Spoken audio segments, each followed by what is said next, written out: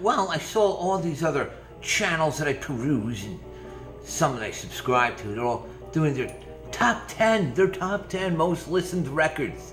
I guess that would be the go-to album that they always put on.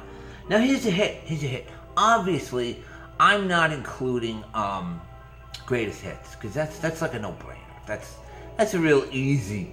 It's too easy. So, but what I'm picking are actual top 10 albums that aren't greatest hits, but they're so good I listen to them front to back. Now, 10's even kind of a hard list to do. Because, I'm leaving out like Iron Maiden, I'm leaving out Genesis, I'm leaving out a bunch of albums that the Smiths, the things I wish I could put in. But we'll just start with the 10 that I got here. They're in the thumbnails, so you can figure it out, I guess. Number 10. Now, this list doesn't necessarily mean that this is the order it's always going to be in. Because sometimes, I'll go through little kicks. Like recently, I was on a kick listening to the Cars. So, Cars' first album, that's a big one. But it's not in this top 10. So, I'm rambling on. Nobody's going to watch this anyway. Nobody's going to watch it anyway. But if you do, I thank you. Leave your comment below. Thumbs up, thumbs down. Doesn't matter. I don't see it. Here we go. Number 10. Yes. Drama. 1980. Chris, who had left? John Anderson had left, and what's his name? Rick Wakeman. So they brought in the guys from the Buggles. 1980. I saw him on his tour at Madison Square Garden. Concert in the Round. 1980. It's one of the first shows I ever went to. 1971. The Who's Next. What more could you say? It's just a perfect album, start to finish. Was originally meant for another concept album called The Lighthouse. 1993's Jar of Flies. I know it's an EP, but it's got 7 songs, six really good ones. So it's kind of like an album. To me it is. But it's always on play in either my CD or car.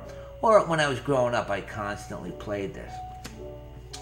2013's V.V. Brown, Samson and Delilah. Not many people probably heard of this record. It's it's an electronica album, kinda. And it's great. V.V. Brown. She did like a more of a pop, almost like a popabilly type of music. She's from England. I think she's originally from one of the islands, Tobago or Trinidad or Jamaica. I'm not sure which one, I forget. Irrelevant. But this album, constantly play it. Just love it, adore it. Then we have 1977's Animals. I don't know why, because I really like Wish You Were Here, and I really like The Wall, and of course I like Dark Side of the Moon. But this one, I just kind of, this is it for me. Animals. Then we have 1985's The Cult, The Love Album. This is a gem. Even the B-sides of the singles were fantastic. Great album. Saw him at the Ritz, December of 1985. 1991's U2 Achtung Baby. Fantastic. Once again, start to finish, classic album.